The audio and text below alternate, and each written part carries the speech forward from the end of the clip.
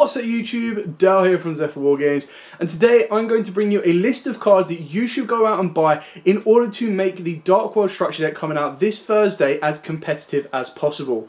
Some of these cards will actually take it up a huge amount of levels and actually make it very competitive and very fun to play.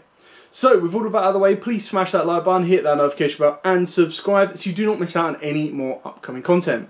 Now I'm going to go over the specific cards that will affect the deck directly. Everything else, like your staple extra deck cards like your unicorns, your phoenixes, Cerberus, stuff like that, I'm not going to mention. I'm only going to mention the cards that will take the deck up a level directly and stuff you're going to want to be putting into the main deck and some of the side deck.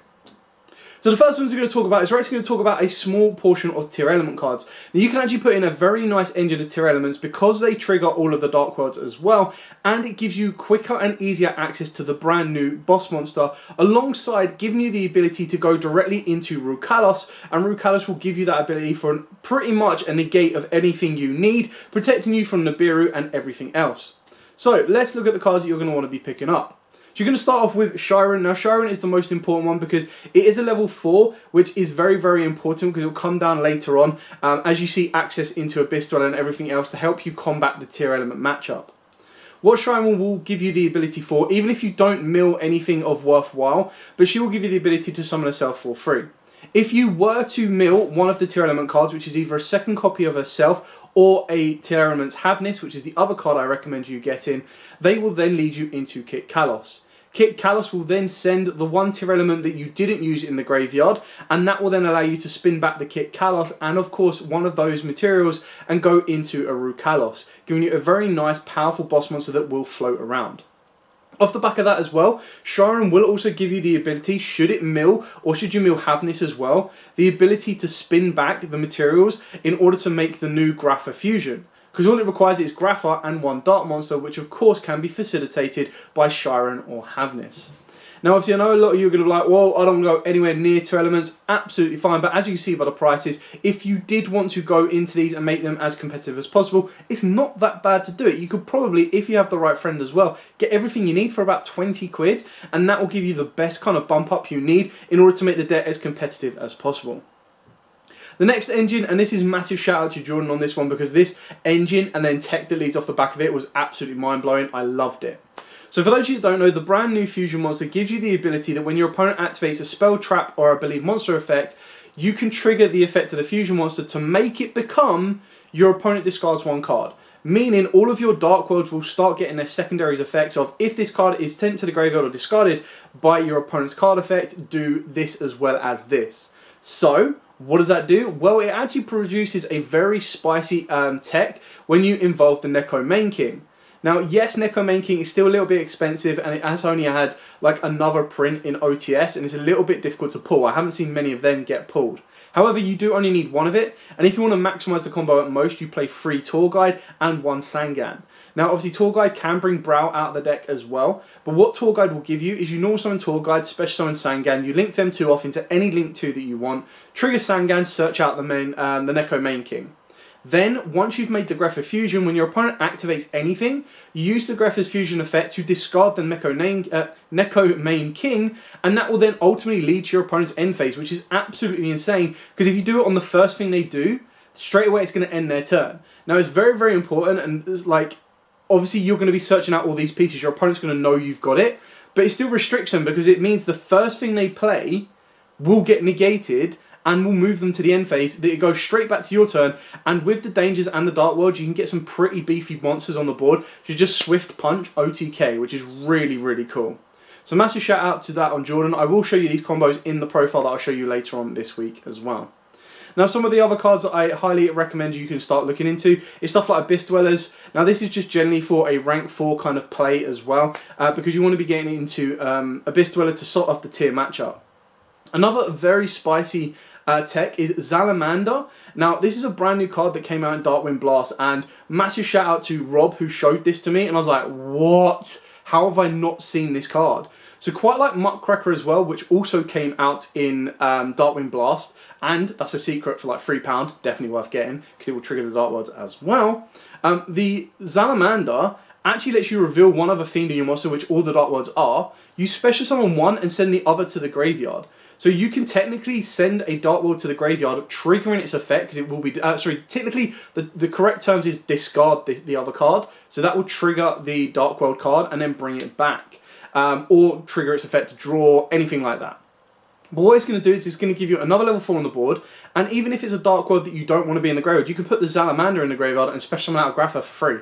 Like, it's absolutely insane, and it's a common in Darkwind Blast. I only managed to find 2 in my bulk and I was shocked, so I'm definitely going to pick up a third because they're like 10p each. It's mad not to. Then, of course, the Muckracker Link 2 is the perfect example off the back of Tour Guide as well, because you make the Muckracker, and then the Muckracker also has the ability to discard a card, triggering the effect of the Dark Worlds in order to go further forward. It's absolutely mental. Probably the most, apart from Rukalos, the most expensive single card you're going to want to be looking into is going to be Danger Nessie. Now, it's a bit of a shock that this card didn't come in the structure deck, but you've got Sukanoko, which is a great reprint, and then, of course, you've obviously got Bigfoot and Thunderbird instigating your rank 8 plays.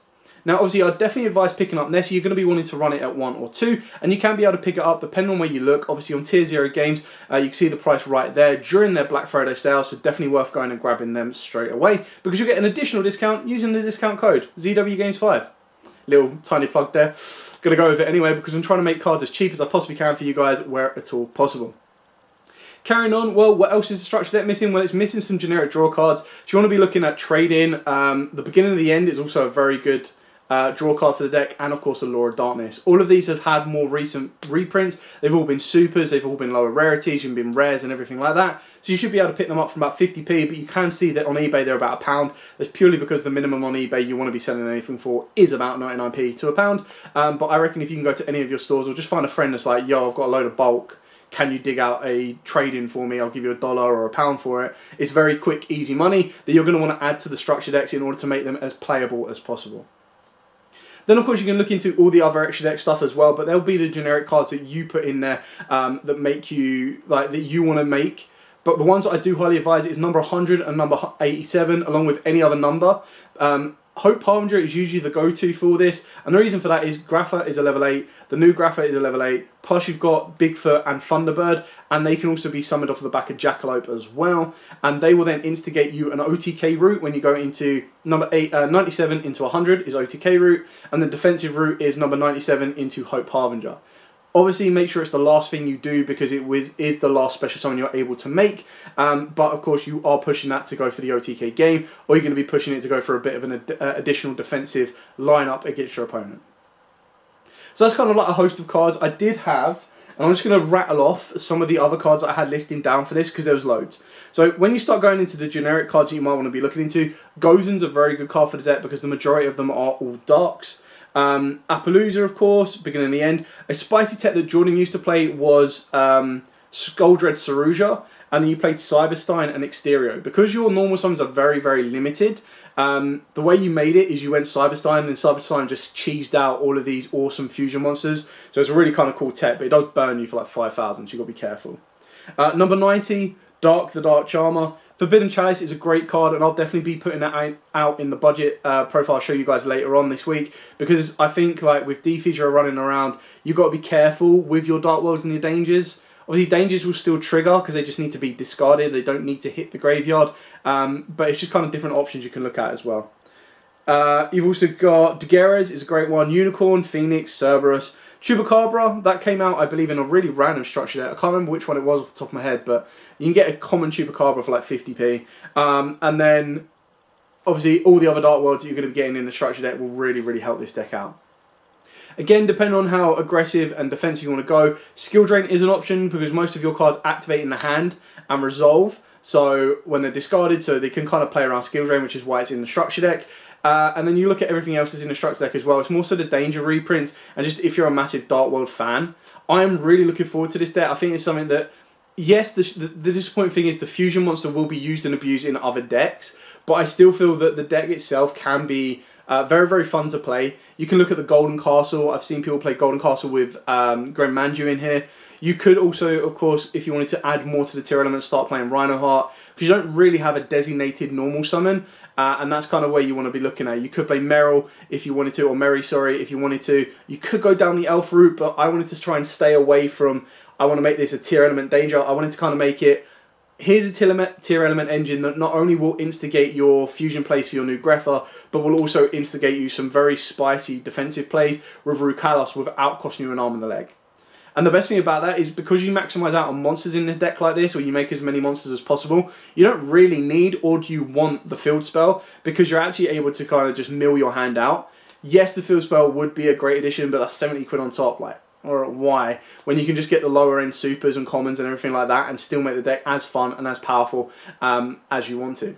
Anyway, so that was just a quick, short, sweet, simple video. I say short and sweet, but it was around about 10 minutes. Just to kind of give you the breakdown on some of the cards you should be picking up. Obviously, massive shout out to Jordan, who also helped me put together the budget version of the deck that will be coming out later on this week. And then obviously, massive shout out to Rob for that Salamander, because I never even considered it. And it is a crazy sick card. If it was a dark, it would be mental. But the fact that it's a fire is actually pretty good. It means it can't be used as an allure target or anything like that. But it still helps you instigate rank 4 plays. So you can also put in stuff like Bagooska Guard, Tornado Dragon, everything like that. What I really like about this new Dark World structure deck is it gave them a card that they were desperate for in order to be able to trigger all of their second effects of Dark Worlds. And you'll see in the profiles and the combos later on this week just exactly what it does and how it adds to the deck. So I can't wait for you guys to see that. I hope this video has been helpful. Let me know of any kind of like spicy tech cards that you can think of that are worth picking up as like penny stocks for this deck in order to make it as competitively viable as possible. But for now, as absolutely always guys, stay safe and of course, happy dueling!